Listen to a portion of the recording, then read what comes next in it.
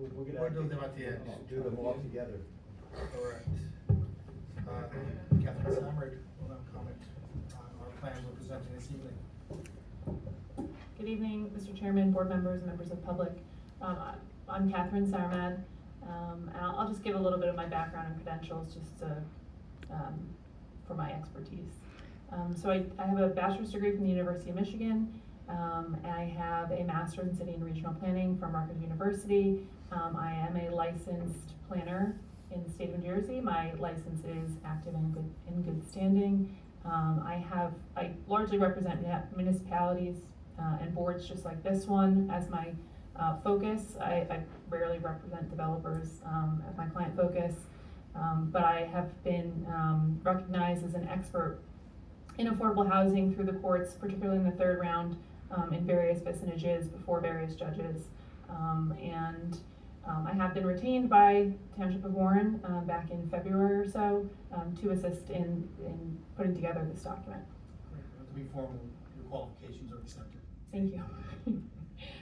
First, I just wanted to thank the board and the members of the public for attending this public hearing. As noted by Mr. Willard, this is an important deadline. I also want to take a second to thank the township for a truly collaborative effort in being able to meet this deadline and get this document finalized into this board by the deadline. And I won't name everybody, there's probably too many to name, but there was many different people in many different positions that assisted in this. So how I'd like to conduct the presentation is to sort of walk through the document to familiarize the board with the various sections of the report. In the beginning, there is a brief introduction that sets forth the statutory requirements and criteria established by the municipal land use law and the directives from the courts that have the various things that need to be addressed in this document by law, of which this document does include. And then, as noted by the title of this document is largely in two sections, two major sections of the substance of this plan, which are the housing element first, and then the fair share plan portion. The housing element includes information related to township demographics for population, housing, household demographics, and economic factors, construction information, which are largely from sources like the Department of Community Affairs, the U.S. Census, and also includes current income limits for the region for affordable housing as established by the Affordable Housing Professional of New Jersey, as well as population, employment, and housing projections, which are all requirements of that court directive.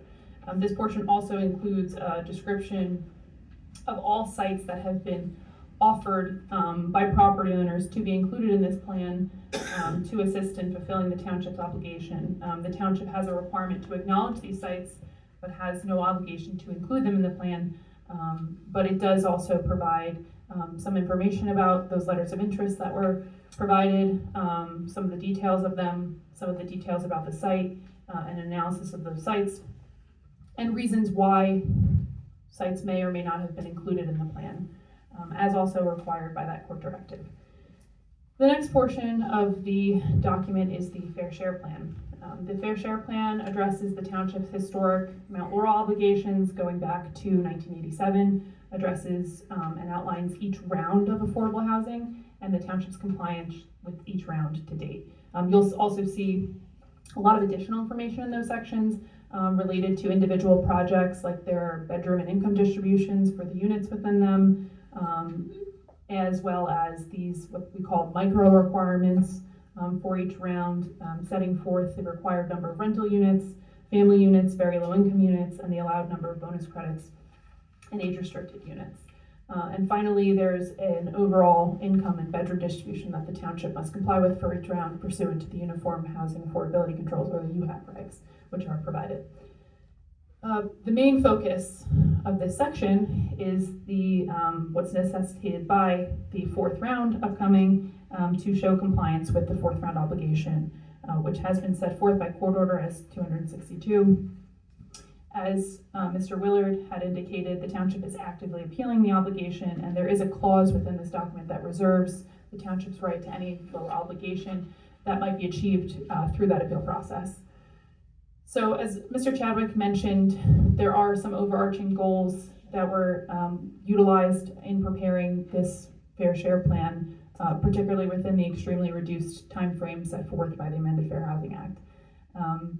The first was to reduce the impact of the mandated obligation by choosing sites that offered higher set-asides in order to lower the overall number of market rate units included in many of the projects. So to put it briefly, just a higher number of affordables as a proportion for any inclusionary projects. In hand with that, to minimize the number of sites needed to satisfy the mandated obligation in order to limit the overall impact on the township. To identify any existing units or credits that could be creditworthy and contribute towards this round, such as extensions of controls on existing units, to extend them 30 more years.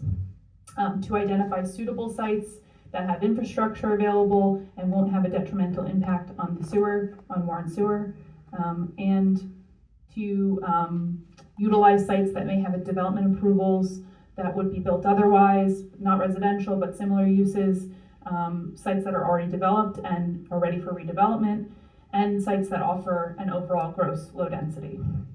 And finally, the last objective was to, if we were going to do 100% affordable projects, to locate it adjacent to or near to services and things like supermarkets to hopefully reduce the number of vehicle trips coming out of properties like that and encourage walkability in the center of town. Overall, the township explored many options for ways to address its obligation.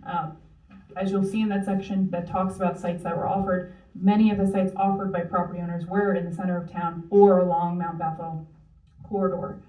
Additionally, when you look at the map on page 50, many of the other parts of town, including the west side, have development. They have either commercial development or single family development, and many sites in the east side of town were already included as part of the third round plan to address the third round obligation. So I just want to focus on the table that's provided as an exhibit.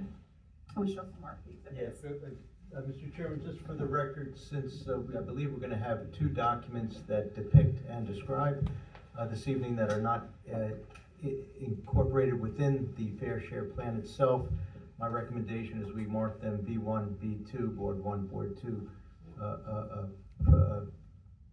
respectively. I got it. Respectively. And we'll start with B1 is the chart. Thank you, Steve.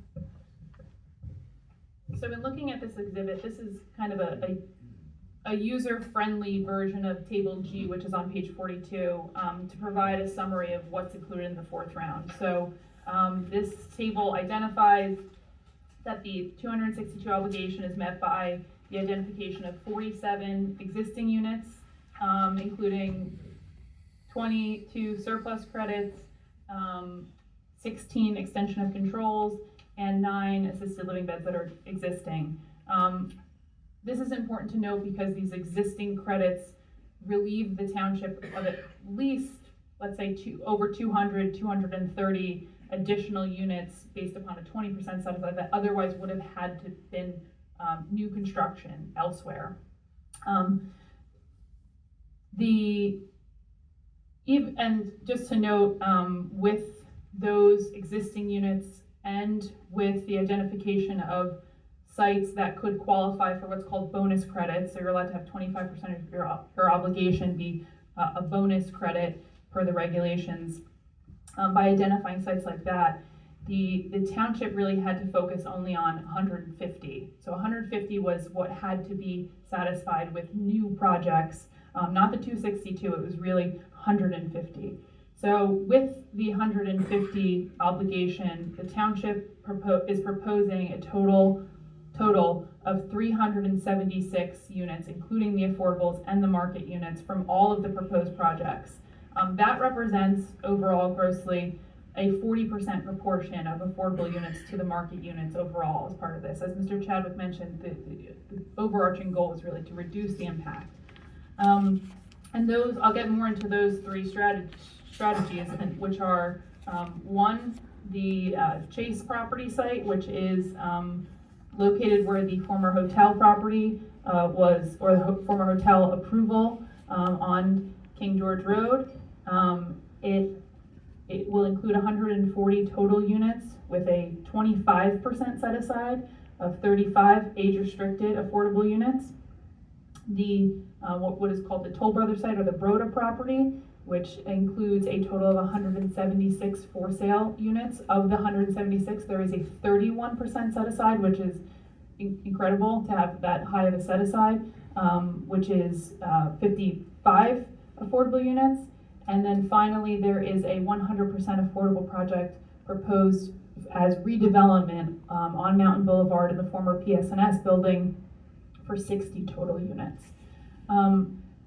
Just to note, with those 3 properties providing 150 affordable units, comparatively, if the township relied strictly upon a 15 to 20% set aside, as many other municipalities are right now, and solved its obligation only with inclusionary projects, it could have faced a total yield of probably close to 1,200 total units, whereas we are proposing 376 total units.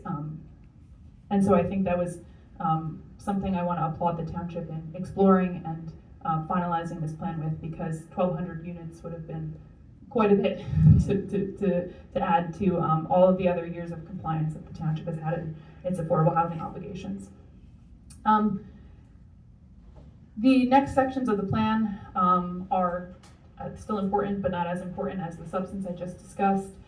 The next section, the township is required to show consistency with the draft state development and redevelopment plan, albeit not being adopted. This was one of the new requirements from the court directive. And then finally, the rear of the document provides an appendix which includes various documents such as an amended spending plan showing how the township will utilize its affordable housing trust fund in the next 10 years, draft ordinances that outline the bulk requirements for the proposed sites in the plan, any crediting documents such as deed restrictions and agreements from sites that were built after the township received its substantive certification in the 3rd round, which show that those sites are creditworthy. And then finally, there is a map of all of the affordable housing sites for all the rounds, which is Exhibit B over there.